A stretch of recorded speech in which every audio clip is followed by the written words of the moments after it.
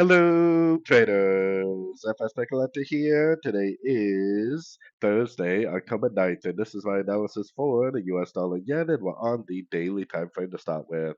So on the US dollar yen, we broke this structure to the upside. That tells me that either we're in a pullback to the whole move down, which means that we would pretty much have to go to a Fibonacci level to reverse. The next Fibonacci level for me is the 78% Fibonacci retracement, which is around the 155 area. Now, there is a chance that this could be a complete trend reversal. If this is a wave C on the weekly time frame, this may just bounce at the 78% and just continue to make higher highs, higher lows. If we see, a bounce and a break of structure at the 78%, that's what's going to tell us to go back to being bearish. But right now, I don't really see any reason to do anything except for look for longs on sort of time frames. Unfortunately, right now, we're at the peak, so I wouldn't be trying to go long now. We had a 1, 2, 3 way pullback right there. I guarantee this is a little 1, 2, 3 way pullback on sort of time frames. There was a little 1, 2, 3 way pullback on Monday back here. On Friday, there was a little 1, 2, 3 way pullback.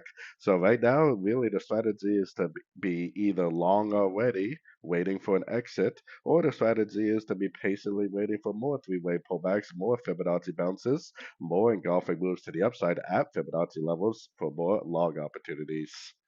So anyways, don't forget to check out my website linked over here in the corner. And as always, thank you for watching and happy trading.